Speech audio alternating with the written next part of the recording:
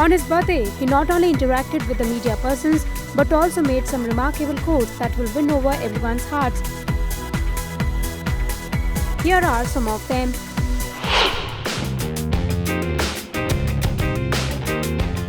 And to me it does not make a difference. मुझे ऐसा लगता है पिछले साल हम ऐसे ही मिले थे, घर में सब बातचीत हुई, एक साल और निकल गया है और I have no special attachment to a number, whether it is an age, whether it is the box office. I've never had this attachment. So there's nothing like 50 हो गए. मुझे फारा ने कल बोला रात को कि जब तुम सुबह उठोगे तब तुम्हें तब मालूम पड़ेगा. कुछ मालूम नहीं पड़ा मुझको. तो I just want to send this message out to फारा. मुझे कुछ नहीं मालूम पड़ा है.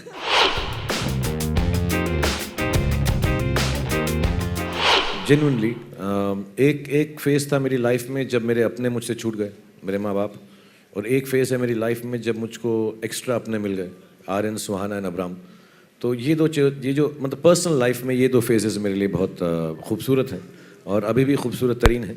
और काम के बारे में नहीं बता सकता क्योंकि मुझे लगता है मैंने काम अभी शुरू किया है. तो मुझे ही नहीं लगता मैं 25 साल से काम कर रहा हूँ, मुझे लगता है 25-30 दिन से काम कर रहा हूँ. तो अभी बहुत सारा काम बाकी है. सो उसके बारे में नहीं बोल सकता, but personally I think these two would be the most important changes in my life.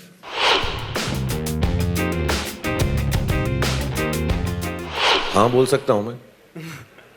तो मेरी लकी चार्म है तो मेरे लिए 18 को काम करेगी, बट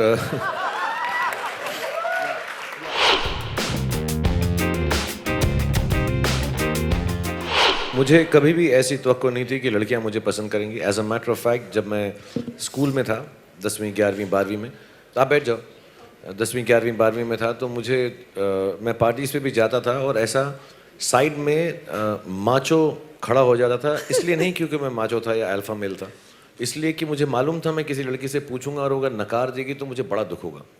तो मैं ऐसा खड़ा जाता कि मुझे लड़कियों में इंटरेस्ट ही नहीं है. बहुत इंटरेस्ट था लेकिन ऐसा बिहेव करता था कि मुझे इंटरेस्ट नहीं है क्योंकि यार मैं नहीं पूछूंगा, क्योंकि मैं पूछूंगा तो फिर वो मना कर देगी तो मेरा दिल टूट जाएगा और बड़ी बड़ी बड़ी इंसल्ट हो जाएगी. So I never ever in my life thought कि आई वुड बी. मैंने पहला जो इंटरव्यू भी दिया था उसने बोला था कि मैं कोई पोस्टर बॉय नहीं हूँ, मैं गुड लुकिंग नहीं हूँ, ऐसा नहीं है वैसा नहीं, because I really believe I am not special for a girl to like me.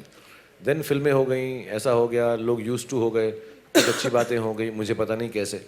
But आज मैं बैठा हुआ था किन दोस्तों के साथ, तो मैंने उनको बोला कि मुझे मेरे रोमांस का सीक्रेट मालूम हो गया है कि लड़कियां मुझे क्यों पसंद करती हैं, औरतें क्यों पसंद करती हैं, in which ever way, in the most dignified honest way, कि मैं हर औरत जिसको मिलता हूँ, चाहे वो 6 साल की हो, चाहे वो 60 साल की हो, चाहे वो 90 साल की हो, मैं उनको इतना डिग्निफाई करता हूँ कि उनको मुझसे प्यार हो जाता है.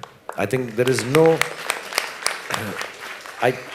मैंने बहुत गाने गाए हैं, बहुत शायरी की है, मैं मजाक भी करता हूँ और मैं थोड़ी बदतमीज़ी भी कर देता हूँ, अजीब अजीब बातें भी बोल देता हूँ, स्विट्ज़रलैंड में नाचता भी हूँ.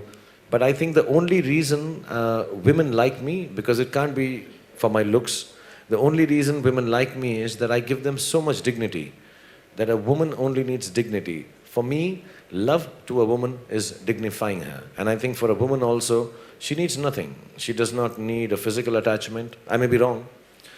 She does not need any other value that a man gives a woman. I think a woman only needs to be dignified by her man. And I try my best to dignify every lady that I meet. So I think that's romance and that's love.